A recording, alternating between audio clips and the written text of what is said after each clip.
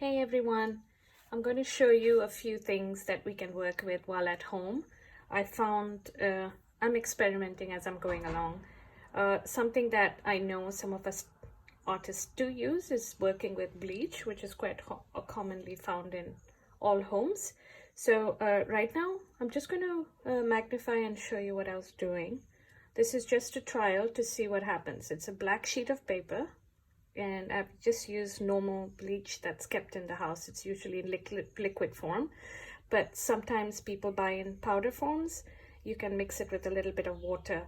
It requires parent supervision for when you're mixing it with water, and don't take too much. I'll show you my bowl. You can't even see much in there.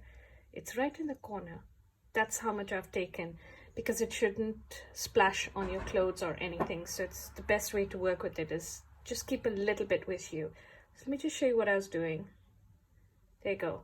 So you can see the black is still there. It brings out kind of it should, if it's black, depending the kind of paper you're working with, it should, sometimes it can turn white and sometimes it may remain a little yellowish. But what I find good about is if you're working with highlights, trying to show on a black paper, so you can use it to work with negative and positive space, which is really good. So here I was trying out a leaf. I'm going to try and see again. I'll show you what I did. When you're working with it, you can hardly see much. Okay, so all I did was just use it directly. Right now you can't see anything. Then I go over it.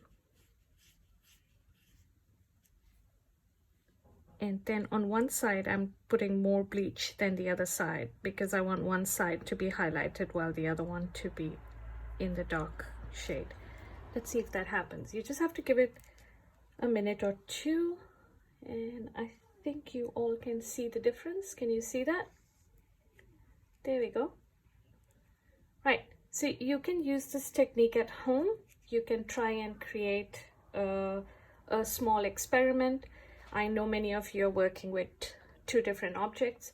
So what I'm going to try and do is work with two different objects as well. So over here, well, we've got leaves happening. I've got plants. That's what's happened. I'll just try and see. The more bleach you put in a single space, you will see that the color is much more brighter. And then on the other side, you have the shade. I tried to do the branch. I'm going to see if I can put more bleach on it and what exactly happens. There we go. We'll watch what happens. Right. In case you're working with the idea of a boat and plants, I'm just guessing, you can always turn the page along a little bit. And then I'm going to try and see if I can draw my little boat over here. And then the little sail. To further emphasize, I'm going to just try and stretch it out a little bit to show water. But remember, I'm working with just one media and I'm gauging how the image is going to stand out as I work with it. So here I'm stretching out the section of that plant which I previously drew. And let's see what happens. So when you do an experiment on paper, you can cut a small piece of paper and try out what kind of images can be created. And then later use that same technique on another sheet of paper. Again, I'm not recommending that you go to a bigger sheet of paper, very big sheet of paper. You can do it on a tiny sheet of paper. It doesn't matter. But this is just one idea that you can work with at home. Okay, we'll get back to it with another. I'm going to try. So this is what came up of it. It's still drying. It dries quite quickly. You can see the color changes quickly. I'm quite happy with the effect on the leaves though. I'm still waiting for this section, what exactly happens. I think I need to put some more bleach on the other side. The other thing I thought about is if you're creating a face, many of you are working with faces, I know, Shauna, you're working with face, you're working with tears as well. Jing, you're working with face. Sanchi, you've got a portrait that you were, the face that you were working with. You remember your artist reference and the way the highlight and the shadows sat on the girl. That's you could also experiment with a dark sheet of paper working on bleach, creating the highlight on that. You all can, all of you who are working with faces, portraits, this is a very good technique that you can include in your portfolio. Amrit, you also working with faces. Yours is more stylized, so you can try and see where exactly would you like to create stylization of the face. Bhagya, you're working with the hands, so you can try and see if you can create a highlight of the hand on one section. Maybe just creating the highlight might just finish the picture. You don't have to do anything else. Like, let's try one more thing. Over here, I'm just going to try one more where I'm going to give, right now you can see what I did with the leaves. You can see I outlined on both sides. But I'm going to try a small section where I'm just going to do the highlight and nothing else. And if you can feel that, yes, it works or it doesn't work, okay? So, a quick one. And that's my highlight section.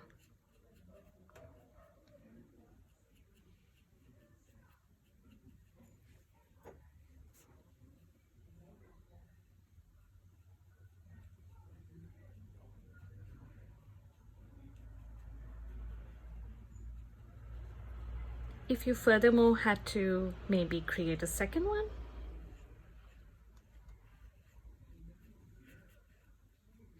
then you can try and see, there you go, another one coming up right there. And I'm just working more on one side of the leaf, not the other side. I'm not touching it. And just the edges so that you can see the shape a little bit. Then you can have a third one coming out as well. Can you see what I'm doing? Okay, so there we go. Right, just going to show you once I'm done with this. I'll bring the picture closer.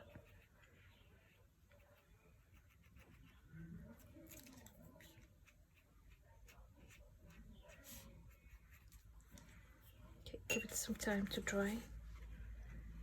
Can you see that one? There we go.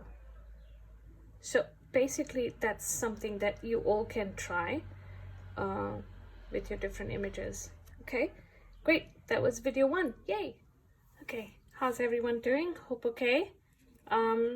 Well, inspired by my first experiment with bleach. Remember we did the three little leaves over here where we were trying not to do one side. Sorry, let me just take a pencil in my hand. Where we were not trying to do one side and keeping only the other side highlighted. Well, that's what came up. But what intrigued me when I finished this experiment was, can you see this overlap section? That really got to me that, oh my gosh, we can do overlaps with shades.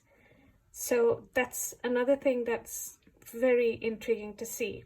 So the idea behind was I did the first drawing, and then of course, while working on the first drawing, I didn't work with much bleach. But when I went ahead to do the second one over here, I realized the areas where the bleach doubled up, the shade became much more deeper. Do you see what I'm trying to say? But you can still see the line of the stem from the other side coming up. So that's called an overlapping of images, okay? And so one is translucent and it sits over the other one. This was completely by accident. I didn't expect this to happen. But I'm going to try and use this idea into my next video, and this is what I'm thinking of. I'll show you underneath. I've been working on something, and then I will share the time lapse of creating this. So what I thought was I'm going to take the moon and the boat as my inspiration pieces, of my inspiration images. So I've got the moon sitting at the back and I've got the boat. Now, some of you have studied the boat. So in my case, okay, just imagine Miss V cheated. She didn't study the boat. And she created her own imaginative boat over here. Ouch. Okay, and then she thought of the moon looking just perfect circle, and she's put it at the back. And the usual idea is the reflection would fall on the water. So I've got the reflection, and then I've placed the boat in between, and then I've got the little reflection of the boat. Everything that's highlighted will be white. The rest of it will be black. But while working on my first image, I moved to the second one, where I've actually divided the moon into two by stretching the boat on the side. I've diagonalized the boat. I've actually placed the boat diagonally, and it's cutting through the moon. And so now I have two reflections on the same as previous over here, but you can see the reflections have moved away. The moon stays in the same space, but the reflection of the sail has moved to cut through the reflection of the moon in a different manner. I really don't know what kind of an effect it's going to bring on the black sheet of paper, but I'm going to attach the time lapse of creating this so that you guys can have a view. And if you feel like, go ahead and try it. Well, see you later.